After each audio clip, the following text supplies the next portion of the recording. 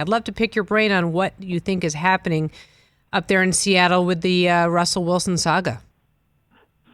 Well, I think for a long time, and Seattle people are not exclusive to this.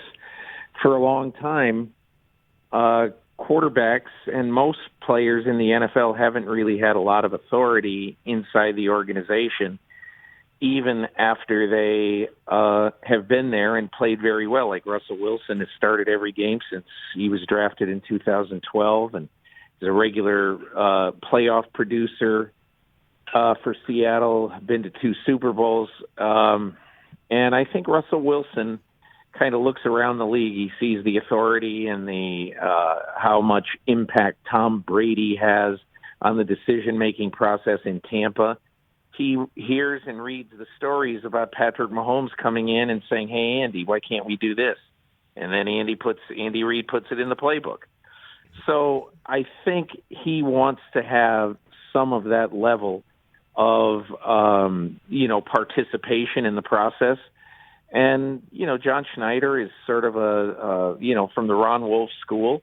I'll pick the players, the coaches will coach them, and the players will play. And I'm not saying that John Schneider is not going to listen to Russell Wilson, because I think he would listen to Russell Wilson. But I think particularly now, when it comes to the coaching side of it, I think Russell Wilson wants more input. It's very clear that he wants more input on what is done, and we'll see where it goes. But it's not headed down a good path right now.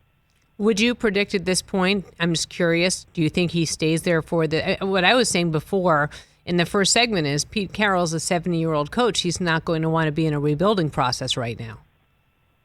Well, it's kind of interesting. Pete Carroll does turn 70 in September. He's going to be playing with a 32-year-old quarterback. And you have to ask yourself this question. I mean, because it sounds like if we continue going down this road and it continues to be this way, that at some point Russell Wilson is going to turn into Deshaun Watson. Like, I'm not playing here anymore. And so I think if that happens, Seattle's going to have to make a decision. Do they want to, and they'll make it long before they get to this point. Who are they going to side with? Do they want to side with keeping Pete Carroll and starting all over at the quarterback position? And Suzy, as you know, the quarterback is an absolute total crapshoot in the NFL.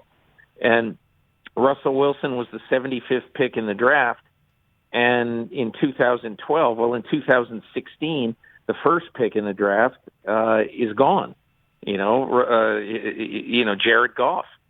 And so that's why it is so, you have no idea who's going to make it, who isn't going to make it. So I guess I would just say that my gut feeling is that they're going to coexist this year. And then if it doesn't get any better this year, that maybe they have their Armageddon moment after this season. But I'm not saying it can't happen before this year either.